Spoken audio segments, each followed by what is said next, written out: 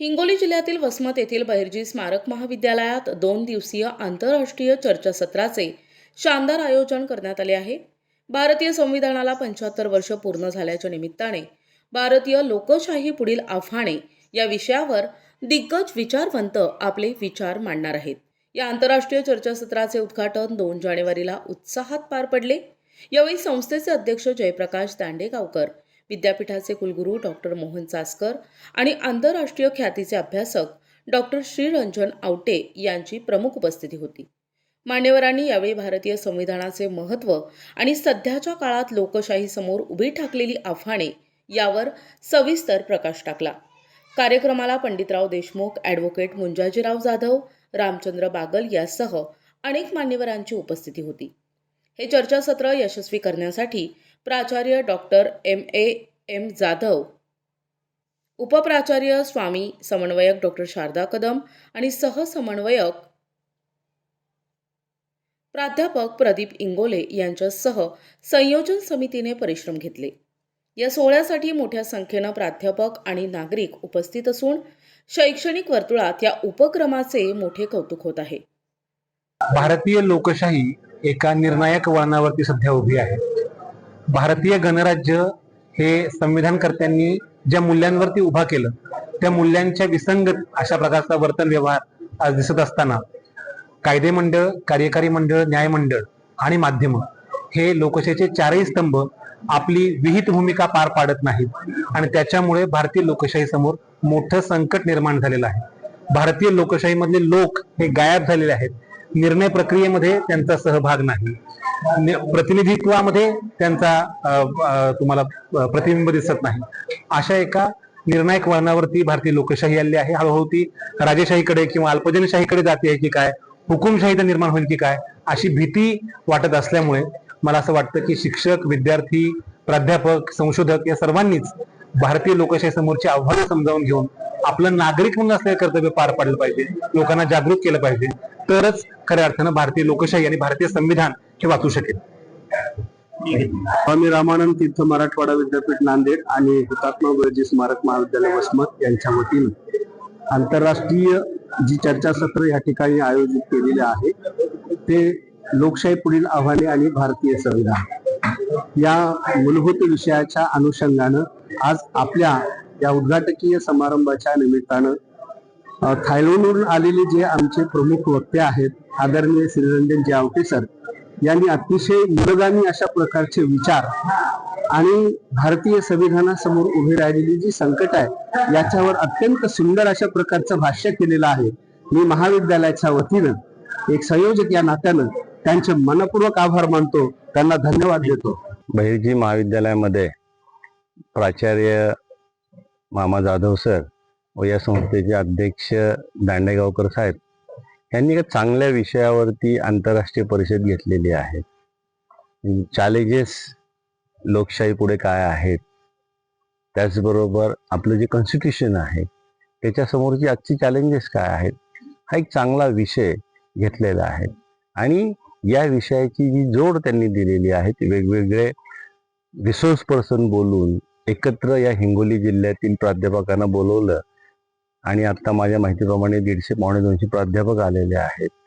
बँकॉकच्या येथील डॉक्टर आवटे म्हणून त्यांचं बीज भाषण पण चालू आहे. ग्रामीण भागामध्ये आंतरराष्ट्रीय परिषद आयोजित करणं, हा विचार येणं आणि ते प्रत्यक्षात आणणं, खरोखरच या महाविद्यालयाचं मी कौतुक करतो. परंतु ह्याच्यामधून अशी चर्चासत्रामधून काहीतरी कॉन्क्रीट माहिती किंवा पॉलिसी अशी बाहेर यावी का आज जी काही चॅलेंजेस आहेत आपल्या डेमोक्रेसीमध्ये, तर आम्ही जर एज्युकेशनच्या दृष्टीने पाहिलं तर क्वालिटी एज्युकेशन हे एक चॅलेंजेस आहे त्याच्यामध्ये, हा महत्त्वाचा आहे.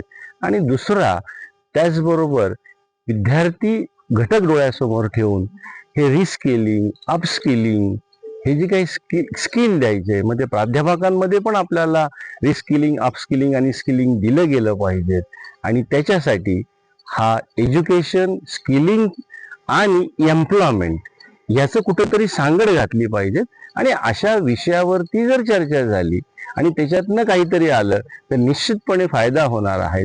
आज या ठिकाणी कुलगुरू या नात्यानं मी ह्या सगळ्यांना सांगितलं तर आपल्याला क्वालिटी एज्युकेशन द्यायचे आणि क्वालिटी एज्युकेशन देत असताना आपल्याला सध्या करोनानंतर जी भीती भेडसवते का जो प्रश्न आपल्या पुढे समोर अक्ष म्हणून उभा राहिलेला आहे तो म्हणजे विद्यार्थ्यांची अनुपस्थिती. तर पालकांचं म्हणणं, विद्यार्थ्यांचं म्हणणं, प्राध्यापकांचं म्हणणं ह्या घटकाला एकत्रित करा. काही मी तुम्हाला अनुदान देतो आणि त्याच्यावरती 1 दिवसीय कार्यशाळा, वर्कशॉप ह्यांच्या समवेत बसून चर्चा करून घ्या आणि मग आपल्याला काही चांगल्या गोष्टी जर देता येत असतील तर ह्या विद्यापीठामध्ये आपण द्यायचा प्रयत्न करू. आणि मी याला शुभेच्छा पण दिलेल्या आहेत. या आंतरराष्ट्रीय परिषदेला एक चांगला उपक्रम केला.